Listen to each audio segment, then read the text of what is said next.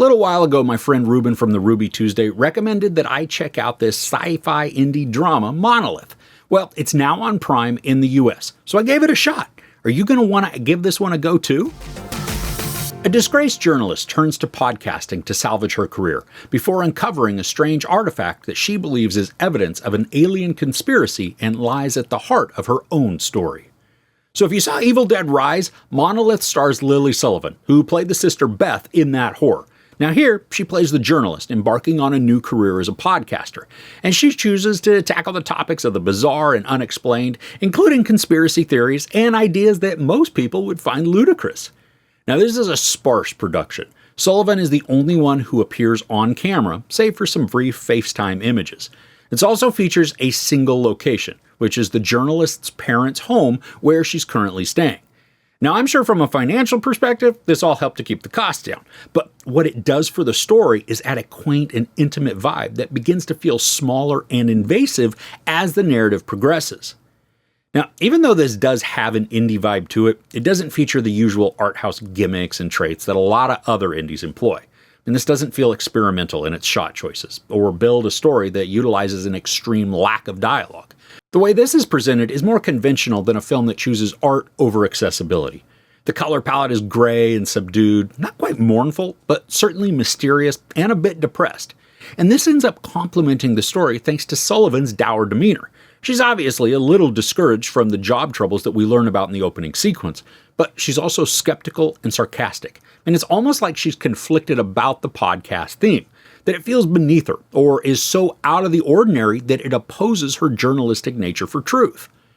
Now, the clues to this mystery, they're patiently doled out, little by little, with a lot of vagueness. Now, for me, it drew me in, resembling the pacing and the presentation of several mystery podcasts that I've listened to before. But I can see how this could annoy, too. The amount of info that we get, it's scattered and so shrouded in ambiguity that it can be frustrating not to have a steady flow of information. Now, I found the conversations that Sullivan has with her interview subjects to be increasingly intense. As she gets more involved in the mystery, her excitement increases, creating this nervous fervor in her body language, her speaking, and her mannerisms. Sullivan translates these through the screen in relatable ways. So as she got frustrated or intrigued, I was experiencing those emotions too. My mind was racing to put together the puzzle that was playing out, and I'm happy that I didn't figure out the reveals until pretty much they were shown to us. And there's a lot of subtle clues throughout the conversations, but because there's sort of this secrecy inherent just to the stories that her interview subjects recount, you can't be distracted or not even paying attention while watching. And I understand how that also could be a challenge at times. Now, while the film looks great, there's not much that happens in the way of action or even movement. We watch Sullivan meander through her home. She would sit and edit the audio, look over notes, sometimes stare out the window into the vast field behind the house. And it's actually pretty mundane in terms of visual excitement, relying heavily on the dialogue to establish, drive, and then maintain any momentum. Now, for me, it worked. It wasn't a brilliant execution or one that's jaw-droppingly spectacular, but the premise is engaging, with information provided in small and disjointed chunks to keep the questions flowing. And as the film reaches its climax, the culmination of interviews and conversations work to bring about some tense and unsettled urgency. Now, I wouldn't say the ending is rushed, but when things start to fall in line, it's a quick succession towards the end. And I appreciate how unnerved I was by the final sequence. There are actions that will make us guess at the outcomes, and even if you are confident in your solution, there could still be some room for doubt. But I get how this could be disappointing, or at least aggravating too.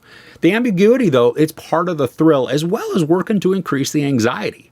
I do believe there was opportunity for some further development on a few of the key plot elements. The item at the center of Sullivan's podcast investigation, it's odd and unique, with characteristics that get a bit of speculation, but because I was so into the story, I really wanted to learn more of the lore and then get further into that explanation. We don't get that. It would change the trajectory of the story a little bit, I think, so I just had to resolve myself to the obscurity that we get with this item and the idea. There's also a rather large lack of final motivation. But not that we can't understand why something is happening at a base level, it's just the deeper reasoning, it isn't fleshed out. Now, the film's only 94 minutes long, and while some of it can be felt thanks to the patient storytelling, it's really an efficient use of time without fluff or extraneous story inclusions.